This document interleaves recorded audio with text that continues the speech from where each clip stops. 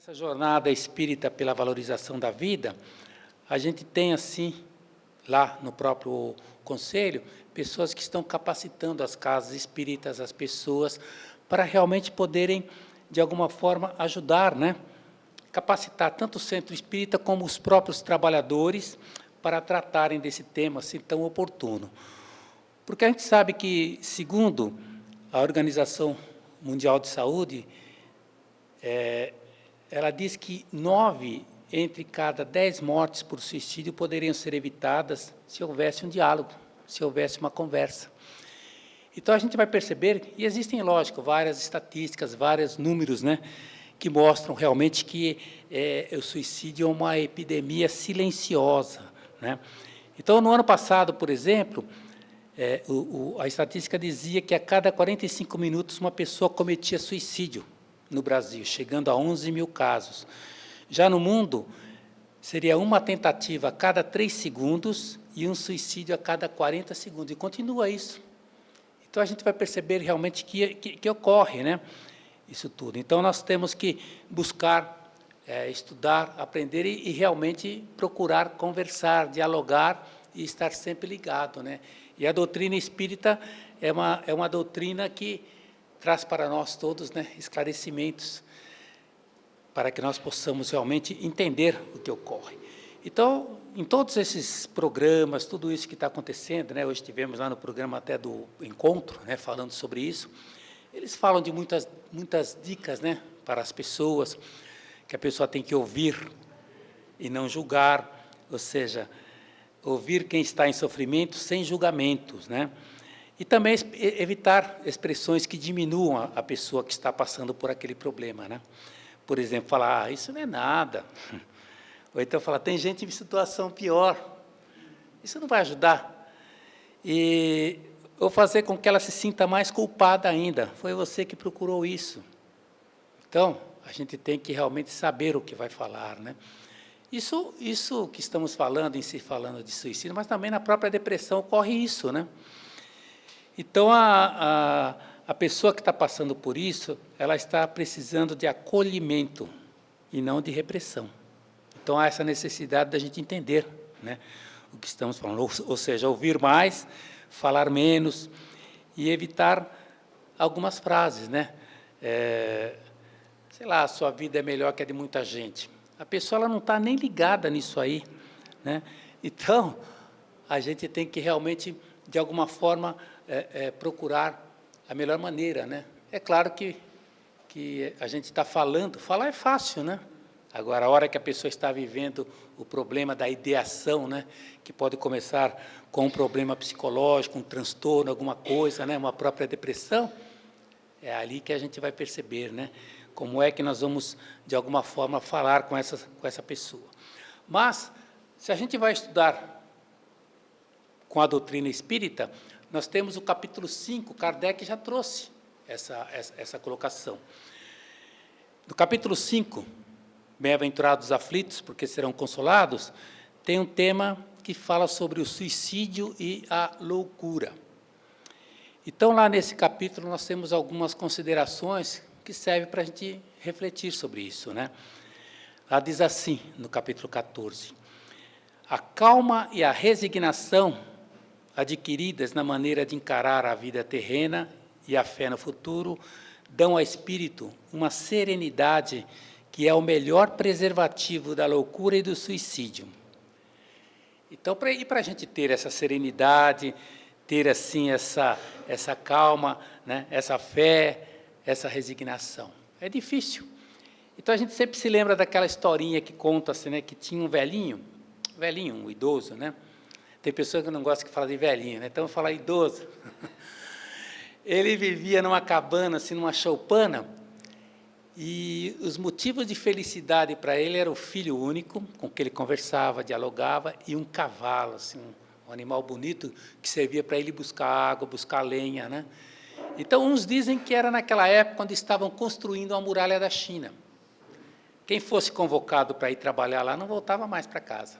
Outros dizem que era uma guerra que a China estava passando, e que o jovem que fosse convocado também não voltava mais.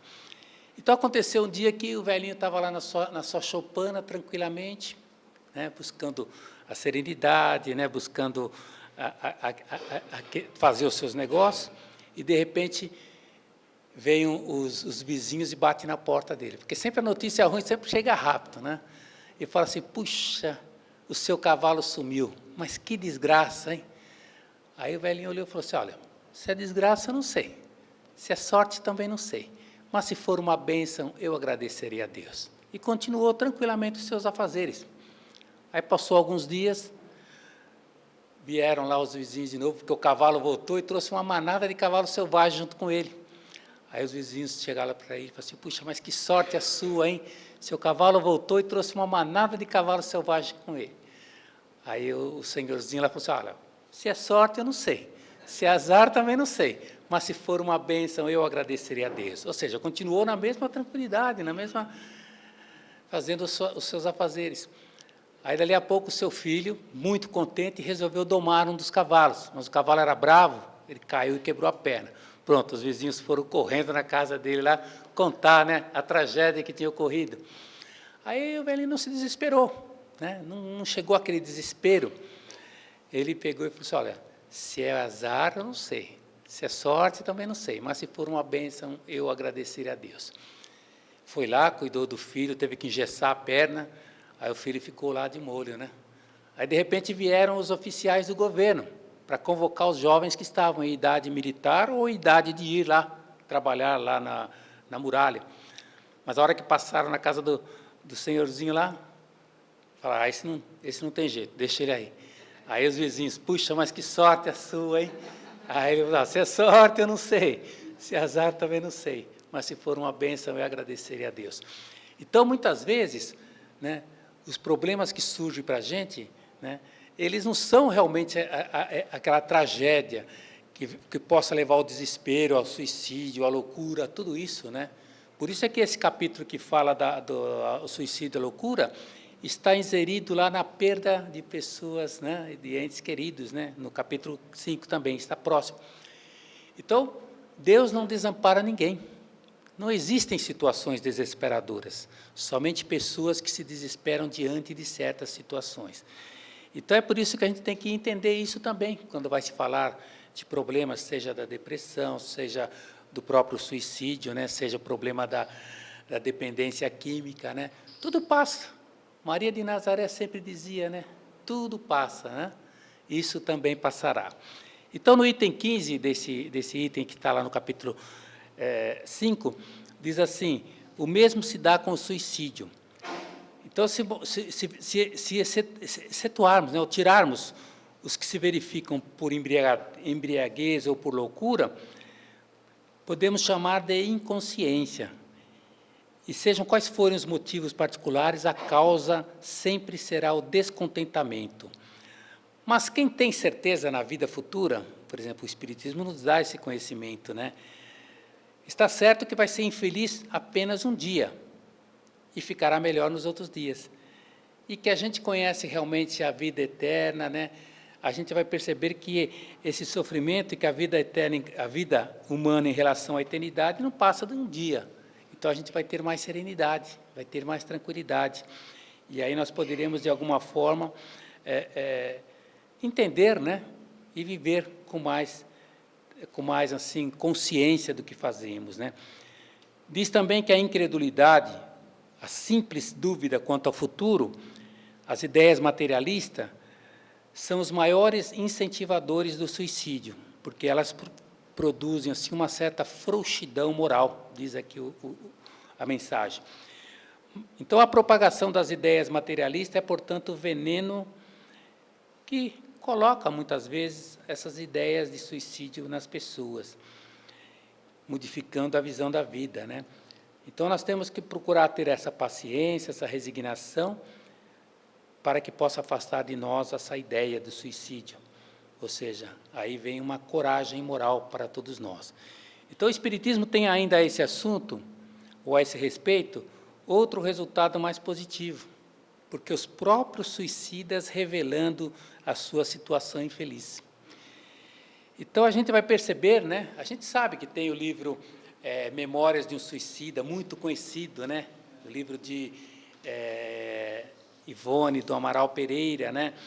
Onde ela fala a história de Camilo Castelo Branco, né? É um livro grande que traz muitos detalhes, fala inclusive do Hospital Maria de Nazaré, que ajuda as pessoas, o próprio Camilo Castelo Branco, né? Depois ele acaba ficando trabalhando por lá, a maneira dele resgatar os problemas que ele tinha.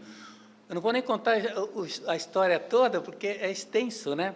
Mas lá, nesse livro do Memórias de Suicida, começa com aquele problema que ele teve com Jacinto de Ornelas e Ruiz, né? E ele acaba depois levando essa pessoa a ficar cego, né? Porque ele gostava da mulher lá, da Maria Magda, né? E, ao final, ele faz todos esses problemas e, quando ele reencarna como Camilo Castelo Branco, depois de algum tempo, ele acaba ficando cego também. E, depois de ficar cego e perceber que os seus filhos, né, também estão com problemas, porque ele ficou cego em consequência de uma sífilis, que ele tinha uma doença. Ele se mata com um tiro no ouvido e vai parar lá no Vale dos Suicidas. Então, aí ele vai explicando tudo o que ocorre, conta de vários outros suicidas que estavam com ele, né? Por exemplo, ele conta de Jerônimo, que deu um tiro no ouvido porque era rico e não suportou a ruína nos negócios. Fala de Mário Sobral, com detalhes, tudo que ocorre com a pessoa que perdeu-se nos instintos inferiores, influenciado pela beleza física, a vaidade, a sedução, que pediam cada vez mais prazeres, né? E ele fala também de Belarmino, que era um professor conceituado diante de uma tuberculose, resolveu acabar com o sofrimento cortando os pulsos. Aí ele explica todas as situações e traz assim muitos detalhes. E a própria Ivone do Amaral Pereira também havia sido suicida numa vida passada, né? Inclusive, os seus familiares eram contemporâneos de Camilo Castelo Branco.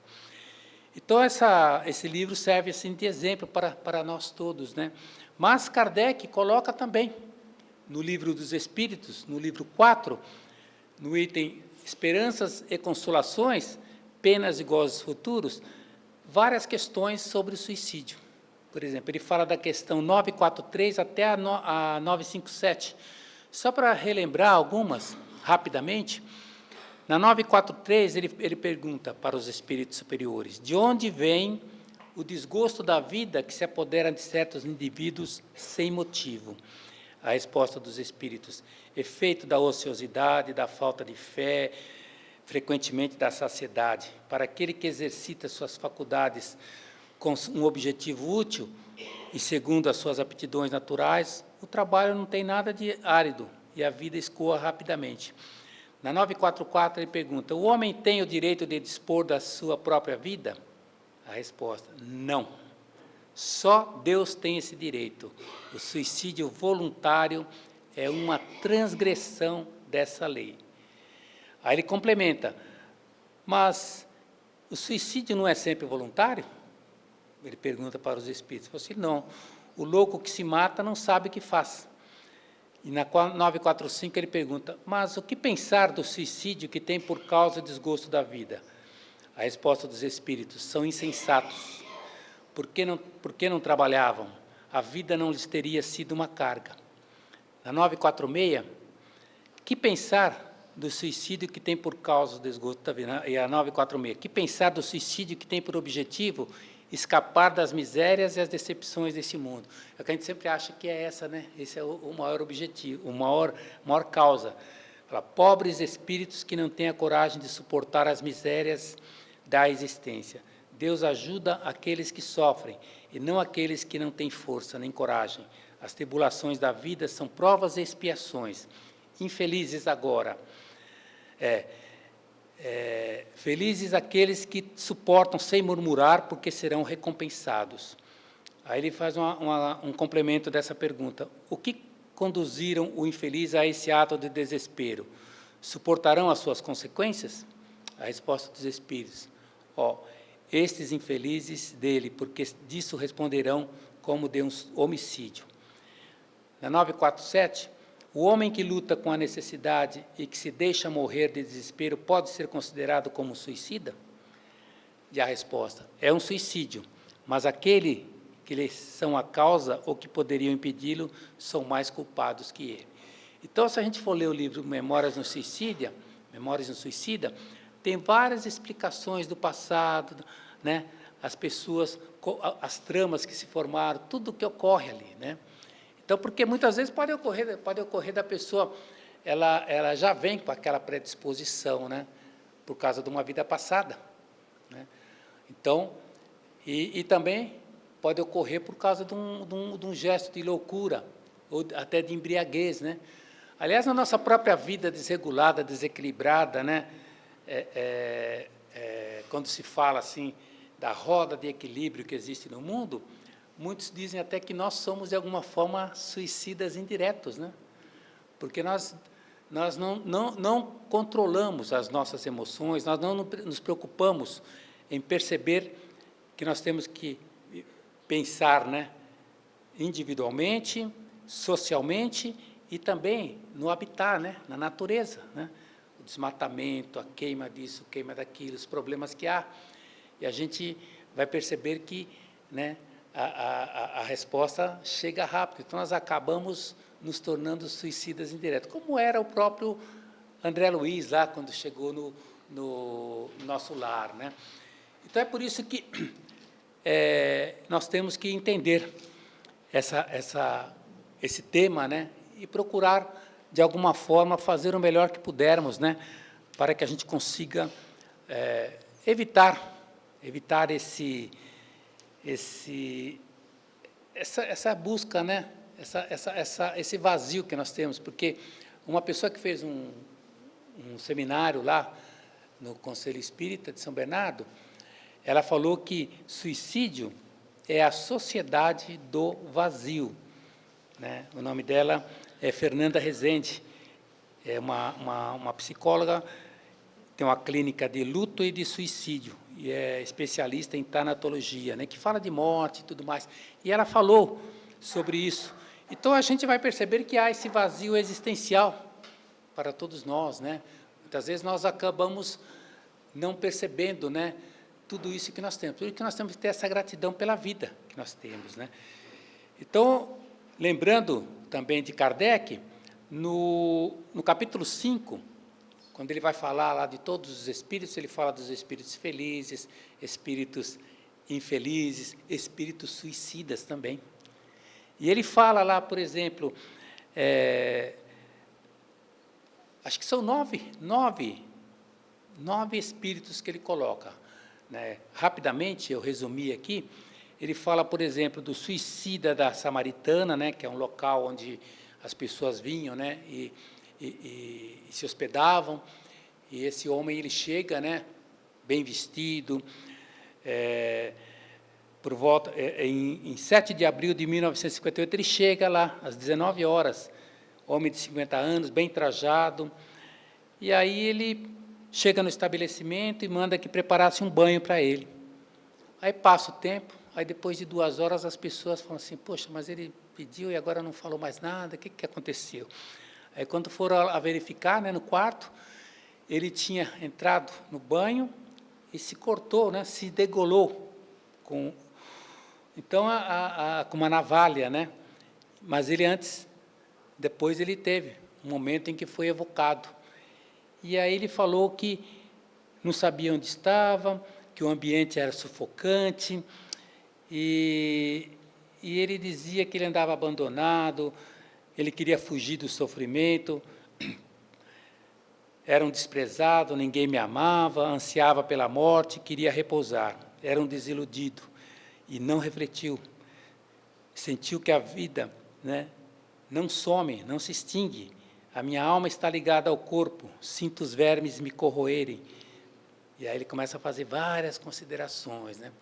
E todos eles que Kardec evocou, de alguma forma, falavam isso, né? Então, ele fala também, por exemplo, uma outra mensagem sobre o pai e o conscrito, né? Que era o filho que iria fazer o serviço militar, né? Aí o pai se suicida para isentar o filho, né? O filho não ir para a guerra, né? Quer dizer, uma mãe e o filho, né? Morre o filho mais velho, de 21 anos, e a mulher vai lá, até se despede do filho, né? Vai assim, fala assim, não, filho, pode ficar sossegado, que a gente vai se encontrar logo. Ela acaba indo e se mata também, se enforca no celeiro, só que depois ela não encontra o filho. Aí ela começa a reclamar de Deus. Como assim? Esse Deus não é o Deus das mães, porque eu cuidei do meu filho 9 meses, fiz isso, fiz aquilo, agora eu queria estar junto com ele e não consigo ficar. E não fica mesmo, né? Porque ela foi a suicida, né? Conta uma outra história também, de um tal de François Simon, que ele quis morrer e atirou-se, despedaçou-se nas pedras. E todos eles contam as mesmas narrativas, né? Iguais às do Memórias de um Suicida. Fala também de um duplo suicídio por amor e por dever, né? Um casal que se amava e no fim fizeram lá um pacto, acabaram se matando. Fala também de uma pessoa que era um sapateiro, e a mulher costurava botinas, né? E ele gostava da moça e tudo mais, mas depois a moça começou a não querer mais o rapaz acaba também se matando. Conta também de um caixa de uma casa bancária no Canadá, era o chefe, né? Tinha uma imensa família, e ele acabou também cometendo suicídio. Então, um monte de casos e mais casos, né? A própria Sueli Caldas, ela conta um caso, no livro O Semeador de Estrelas, um caso com o Divaldo, o suicida do trem. Isso aí é uma história que todos até já conhecem, né? O Divaldo nunca esqueceu. Ele leu no jornal que a pessoa tinha se matado se atirando na frente do trem, se despedaçou toda, né? E aí, naquela época, a pessoa se jogou na linha do trem sob os vagões da locomotiva e acabou sendo triturado. Ele era pai de 10 filhos. Impressionado, Divaldo resolveu colocar, né, o nome dele numa cadernetinha que ele sempre tinha, que ele fazia orações pelas pessoas, e começou a orar pelo homem. Então, sempre ele estava orando, orando. Então ele falava, meu Jesus, né? Dizia a sua mãe, meu Jesus, quem se mata não está com o juízo no lugar. Aí passou 15 anos, sempre orando, onde estivesse. Um dia, Divaldo estava com um problema e acabou chorando, né? E, de repente, aparece o Espírito na frente dele. Mas por que você está chorando? Ele falou, se você chorar, eu vou chorar também. Ele falou, mas por quê? Porque eu gosto muito de você. E aí o Espírito explica para ele, te amo muito. Há muitos anos eu me joguei embaixo das rodas de um trem. Então, não há como definir a sensação da eterna tragédia. Eu ouvia o trem apitar, via-o crescer ao meu encontro, e sem nunca morrer. E quando acabava de passar, quando eu ia respirar, escutava de novo o apito e começava outra vez, eternamente. Muito tempo depois, até o momento que deixei de ouvir o apito do trem, porque eu escutei uma pessoa que me chamava. Então, era no momento em que ele estava orando, né, intercedendo por ele. Então, dei-me conta que a morte não me matara e que alguém pedia a Deus por mim. Lembrei-me de Deus, da minha mãe, e assim foi. 14 anos depois, fui ver a minha família. A minha esposa blasfemava pela situação. Um filho se tornou bandido. Uma filha se tornou prostituta. Então, as dores físicas, morais, né, iam muito além do que você imagina, né? Então, ele fez várias explicações, né, falando realmente que o suicida passa por muitos problemas, que a gente nem consegue imaginar. Então, é por isso que o Divaldo Franco, quando ele foi falar sobre isso, ele disse que é um ato mais desesperado. Seja qual for a justificativa, quem comete esse crime hediondo, quando opta por destruir a vida mesmo, seja por depressão, porque mesmo na depressão há no subconsciente, né, uma grande rebeldia contra a vontade de Deus. Então, não sendo autor da vida, não pode ser interrompida. A pessoa investe contra si mesma, procurando interromper o ciclo vital. Desperta no além com sofrimentos que defluem de dor punitiva, da soma de aflições decorrentes desse ato de rebeldia. Então, ele diz que é um ato de covardia moral e profunda ingratidão com aqueles que ficaram, a família, né? Que o amam e que ignoram até os seus conflitos, muitas vezes. Então, graças aos avanços hoje das doutrinas psicológicas e do estudo da depressão, todo ato desta natureza constata que na raiz, seja do depressivo, né, pode haver assim alguns esclarecimentos. Muitas vezes esclarece, mas não justifica o ato que a pessoa comete. Então, a própria depressão, diz ele, está na lei de causa e efeito. Se levarmos o pensamento a Deus através da oração e a prática do bem e superar as paixões atormentadas, vai contribuir para a saúde comportamental, saúde emocional, para a paz, evitando o suicídio. Aí ele complementa dizendo assim, ó, suicidar-se nunca. Porque ele teve um caso na família, né? Ele conta da sua irmã, Nair. Em 1939, sua irmã, ela era meio temperamental, e ela descobre que o marido estava tendo uma relação extraconjugal. Aí ela procurou a concubina, né? Mas ao que ela se sentiu envergonhada, e optou pelo suicídio. E sempre ela aparecia na frente dele deformada, com os problemas. Então, até uma época em que ele passou por um momento assim em que vinha aquela influência para ele também se suicidar, uma vez parece que ele chegou até a tentar ir lá no elevador Lacerda, e naquele momento que ele foi, né, se jogar, ela apareceu na frente dele, toda deformada, com muitos problemas. Aí ele percebeu, né? Então, até sua mãe começou a ajudar, né, nesse momento, e falar para ele, acompanhar, e dizendo que ela iria voltar, iria reencarnar, como de fato ela reencarnou, e voltou junto com ele, né, lá na Mansão do Caminho. Ficou, logicamente, por pouco tempo, como criança, ela não ia ficar muito tempo, mas ela lembrava-se dele, da vida passada.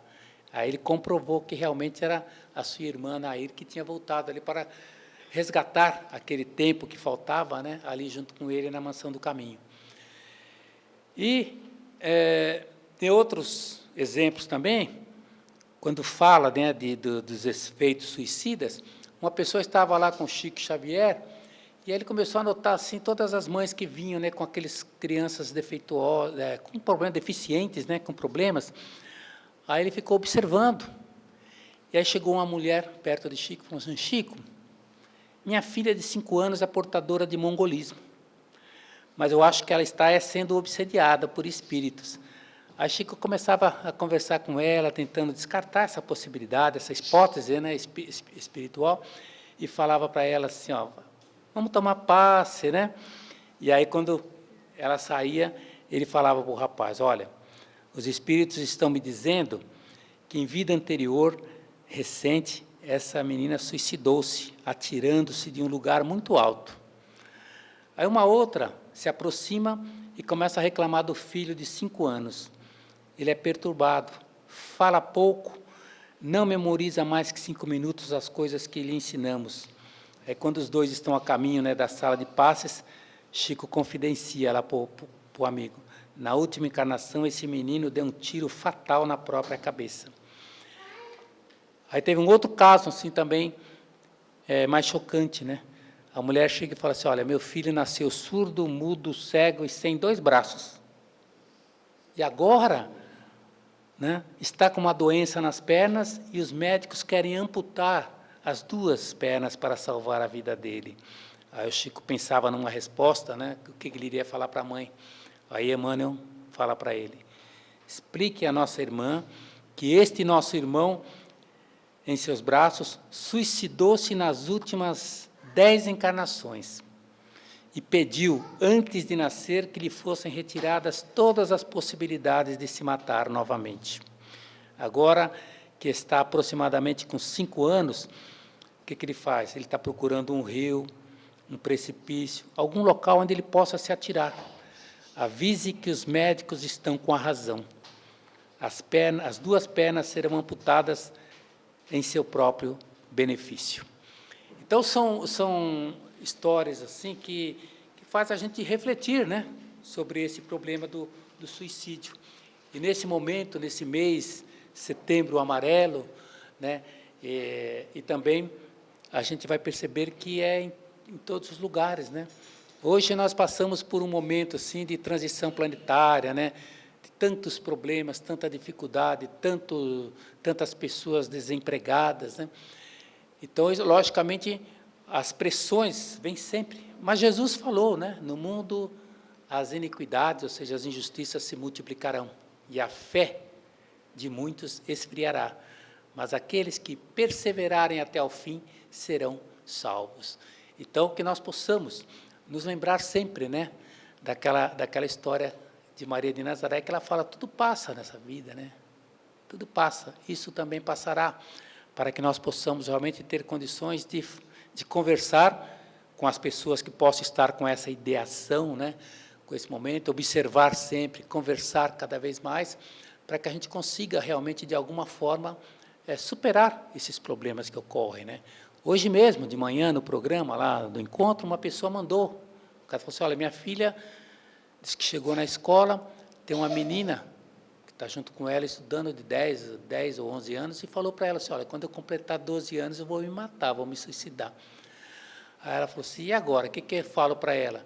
Aí a mãe falou assim, bom, converse com ela sempre, procure mostrar para ela, né, a vida, como é, para que ela vá, aos poucos, né, tirando isso, que eu realmente, até eu nem sei o que a gente pode até falar para ela, para resolver, né? Mais ou menos foi isso que ela comentou, né? Porque a gente sabe que o nosso compromisso para com a vida, né? Cada reencarnação é um compromisso que assumimos no plano espiritual para com a vida.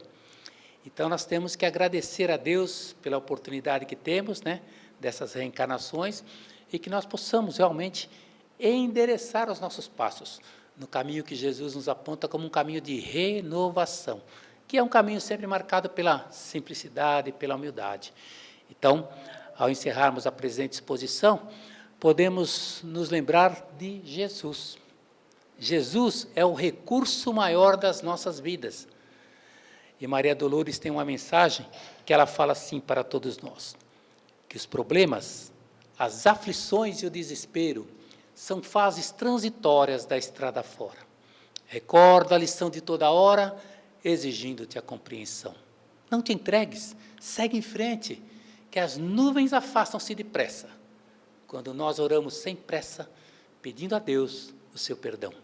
Nós vemos os estampidos das guerras, gerando violência, ódio, mas lembra-te daquele que fez-se amor da grandeza celestial, pois não há coração que respire e nem sobreviva aos golpes do veneno, mas todo ato de amor, mesmo pequeno, é benefício contra o mal.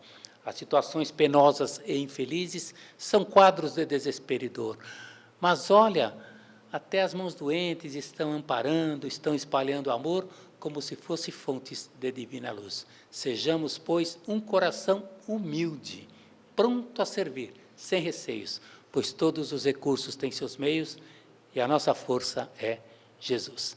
Então, que Jesus nos abençoe sempre esse nosso propósito de renovação através do estudo, mas, sobretudo, pela prática do seu Evangelho. Que assim seja, graças a Deus, uma boa noite a todos, uma boa semana também para todos nós.